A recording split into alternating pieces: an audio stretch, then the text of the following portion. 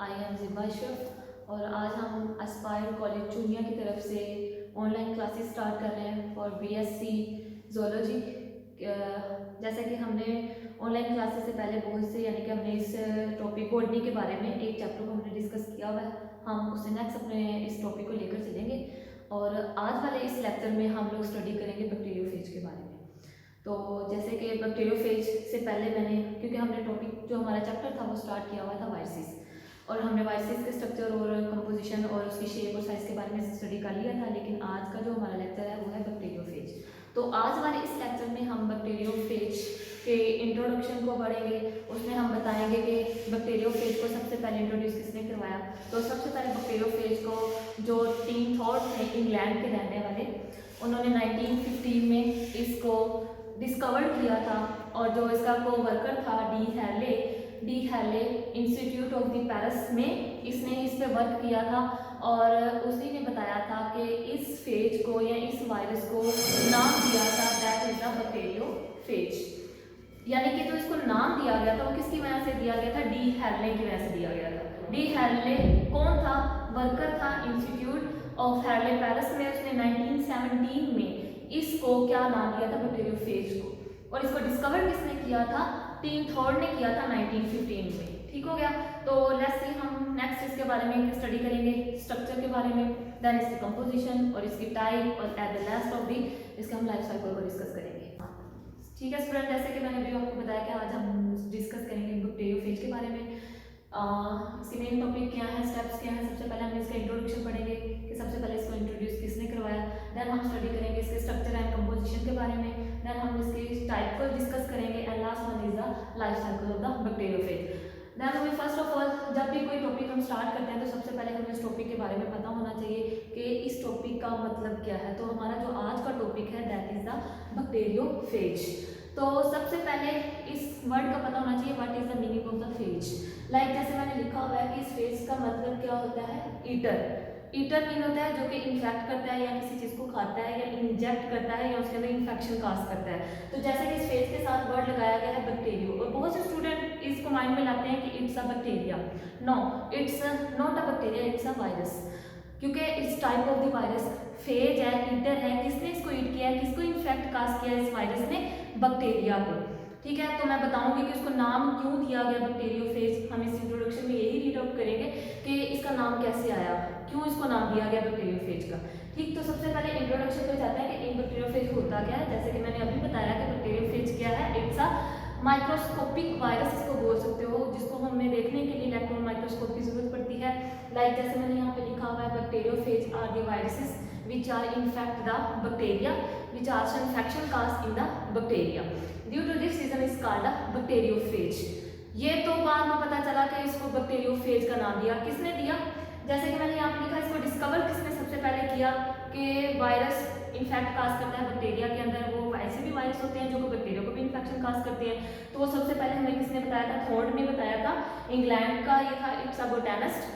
1915 में इसने सबसे पहले इसको डिस्कवर किया था। लेकिन इस वायरस को बैक्टीरियोफेज का जो नाम दिया गया वो किसने दिया था, इसका को वर्कर था जिसका नाम था डी हैले। डी हैले ने इसको नाम दिया था। वायरस है, बैक्टीरिया को ईट करता है। ये किसने डिस्कवर किया, डी थॉट ने। कब किया, 1915 में। लेकिन इसको नाम किसने दिया, इसके को वर्कर था, उसका नाम क्या था, डी हैले। डी हैले की वजह से इसको नाम दिया गया था इट्स अ बैक्टीरियोफेज, मीन्स के ईटर ऑफ द बैक्टीरिया।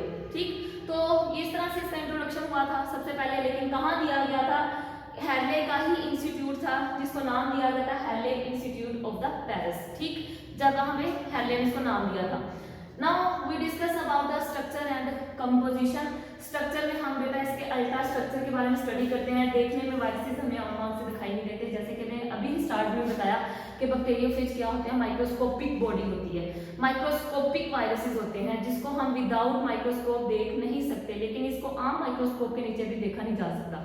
इसको देखने के लिए इलेक्ट्रॉन माइक्रोस्कोप की जरूरत पड़ती है because it's compare to bacteria.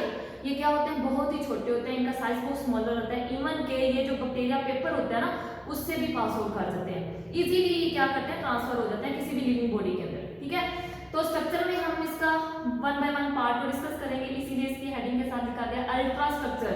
Ultra का मतलब होता है जिसको माइक्रोस्कोप, कंपाउंड माइक्रोस्कोप में इलेक्ट्रॉन माइक्रोस्कोप के नीचे क्या किया जाए, व्यू किया जाए। लाइक आप लोग के सामने जैसे कि अभी मैंने स्ट्रक्चर, ये वायरस का स्ट्रक्चर है, बैक्टीरियोफेज का स्ट्रक्चर है, जिसमें मैंने अभी बताया इसके स्ट्रक्चर में दो चीजें आती हैं, one is the head and two second one is the tell.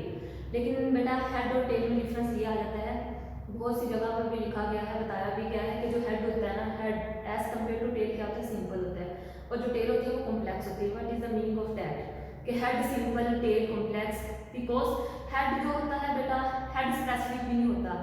Head और वायरसेस की शेप और स्ट्रक्चर वेरी करती है, डिफरेंट स्ट्रक्चर हो सकते हैं on the base of the head, means कि हेड स्पेसिफिक नहीं होता। हेड हर वायरस की टाइप में, हर कैटेगरी की टाइप में, हर क्लास में क्या होता है, डिफरेंट होता है। कुछ वायरसेस का हेड होता है वो ओव्यूल शेप में होता है, सर्कुलर फॉर्म में होता है। दूसरे में बेटा मैंने यहाँ पे एक शेप दिखाई है triangle, and third one is मैंने क्या लिखा है, हेक्सागोनल, यानी कि इसके कितने फेसेस होते हैं, 6 फेस होते हैं, बहुत डिफरेंट होते हैं, लेकिन ये किसका होता है, हेड। लेकिन जो टेल होती है वो स्पेसिफिक होती है, वो एक ही तरह की होती है, होलो क्या होती है, होलो होती है, लॉन्ग होती है, वो हर वायरस की हर क्लास में क्या होती है, सेम होती है। लेकिन कॉम्प्लेक्स कैसे है, क्योंकि जो हेड है ना, हेड जस्ट 2 चीजों से मिलकर बना हुआ है, कैप्सिड इसका कवर और इसकी इंटरनल जेनेटिक मटेरियल, जिसको नाम दिया गया है nucleic acid. Nucleic acid DNA भी हो सकता है, न्यूक्लिक एसिड आरएनए भी हो सकता है। जैसा कि हमने बेटा प्रीवियस लेक्चर्स में हमने रीड आउट कर लिया है वायरसेस के type on the base of the nucleic acid.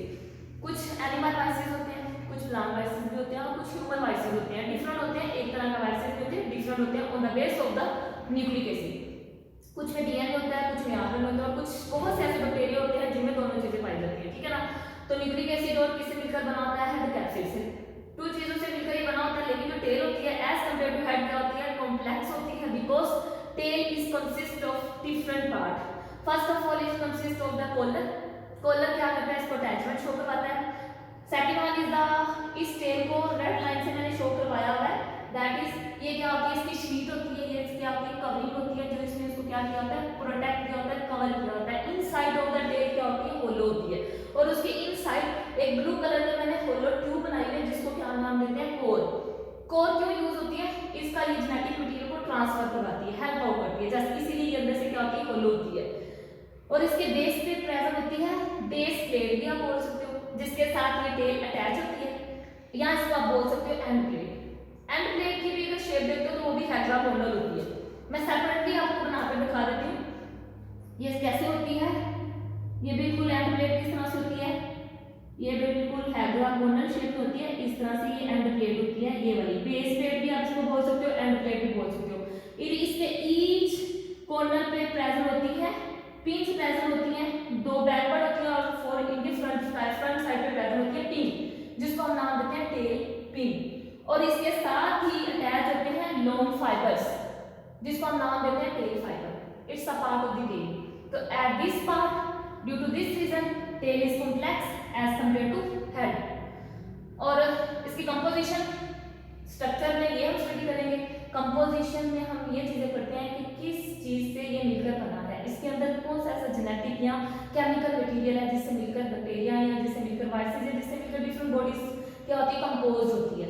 तो इसके अंदर सिर्फ 2 चीजें ही कंपोजिशन में आती हैं, first of all is the protein and second one is the nucleic acid. लेकिन इन दोनों को अगर देखा जाए तो as comparison to nucleic acid, protein की कंपोजिशन और इसकी अमाउंट क्या होती है, हाई होती है as compare to nucleic acid. ठीक, क्योंकि इसका हेड भी प्रोटीन से मिलकर बना होता है, इसकी टेल भी किससे मिलकर बनी होती है, प्रोटीन से बनी होती है, जबकि जो इसका न्यूक्लिक एसिड होता है वो कहाँ प्रेजेंट है, जैसे साइड ऑफ द हेड। ठीक बेटा। और न्यूक्लिक एसिड में मैंने अभी बता दिया कि डीएनए या आरएनए हो सकता है, प्रोटीन में हम प्रोटीन को डिस्कस करते हैं। और बेटा ये दोनों चीजें जहां पे इनको मिलेंगी ना, प्रोटीन या न्यूक्लिक एसिड, ये अपने आप को क्या करेगा, डेवलप कर देगा। लेकिन ये दोनों चीजें कहाँ मिलती है, लिविंग बॉडी में। और आपको पता है वायरस के कैरेक्टर के बारे में कि वायरस लिविंग भी होता है, नॉन लिविंग भी होता है। वायरस को जब होस्ट बॉडी मिलती है, लिविंग बॉडी, तो उसके जाके जेनेटिक मटेरियल को क्या कर लेता है, अपने कंट्रोल में कर लेता है और अपनी मल्टीप्लिकेशन करता है और फैलता है, इन्फेक्शन काज करता है, एक से दूसरी बॉडी में जाता है। ठीक हो गया। लेकिन जब इसको लिविंग बॉडी से आप लोग निकाल दोगे तो ये क्या हो जाएगा, क्रिस्टलाइन हो जाएगा, इसकी डेथ हो जाएगी, ये फैलेगा नहीं। ठीक हो गया। तो नेक्स्ट हम किसके बारे में स्टडी करेंगे, टाइप ऑफ बैक्टीरियोफेज। अभी मैंने बताया on the base of head इसको क्लासीफाई किया गया। इसकी 3 टाइप यहाँ पे मैंने लिखी हुई हैं, और एज यूजुअली 3 टाइप की इसकी होती हैं। First of all is the T even phase, second one T odd phase and last one is the T five phase. इसको T even, T odd, T five का नाम क्यों दिया गया? जैसे कि अभी मैंने बताया है फेज, फेज क्या होती है? Phase is the virus eater, host को खाने वाला वायरस, इसलिए इसको बोला गया फेज। अब जैसे कि टी इवन है, इवन के बारे में आपको पता है इवन किसको शो करता है? इवन नंबर लाइक 2 4 6, ठीक, उसमें ये तमाम। लेकिन इसका स्ट्रक्चर कैसा होगा? टी इवन में आएगी कौन कौन सी फेज, कौन कौन से स्टेप, कौन कौन से स्टेज आएंगे? T2 आएगा, T4 आएगा और T6 आएगा एंड सो ऑन, ठीक। लेकिन जो टी इवन होगा ना, इसका जो वायरस का शेप होगा, इसके अंदर आएगी टेल, इसके अंदर आएगा हेड, यानी कि इसके पास दोनों चीजें प्रेजेंट होंगी, हेड भी होगा टेल भी होगा। लेकिन one thing is difference from other DNA structure, इसका जो डीएनए होगा ना, उसके अंदर साइटोसिन नहीं होगी।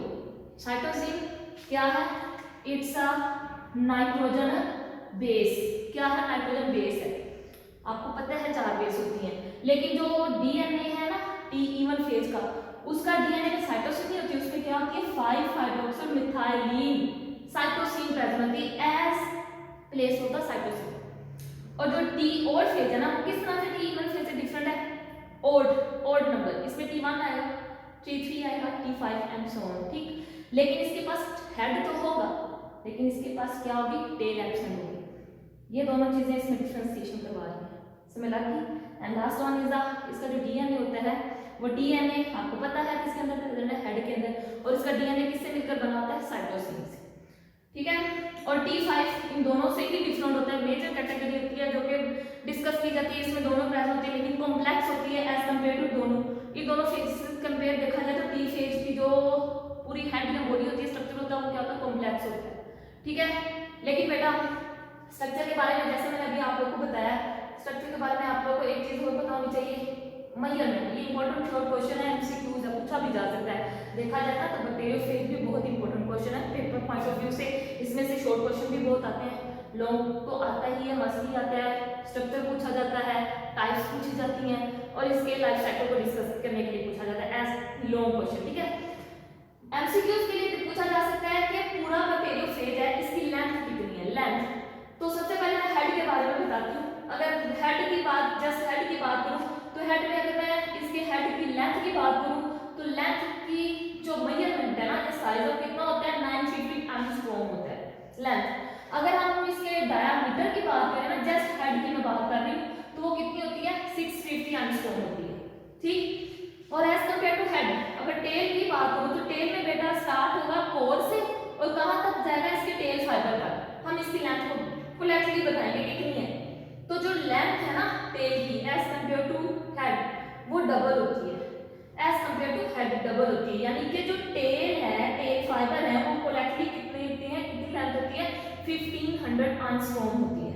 अगर सेपरेटली मैं टेल फाइबर के बारे में बताऊं, सिंगल टेल फाइबर की मैं लेंथ बताऊं, तो सिंगल टेल फाइबर की लेंथ कितनी होती है? 950, और इस टेल का जो डायमीटर है वो कितना होता है? 650 एंगस्ट्रॉम होता है। तो आज का हमारा टॉपिक था structure and introduction and type of the bacteriophage. Now हम नेक्स्ट टॉपिक में स्टडी करेंगे इसके लाइफ साइकिल के।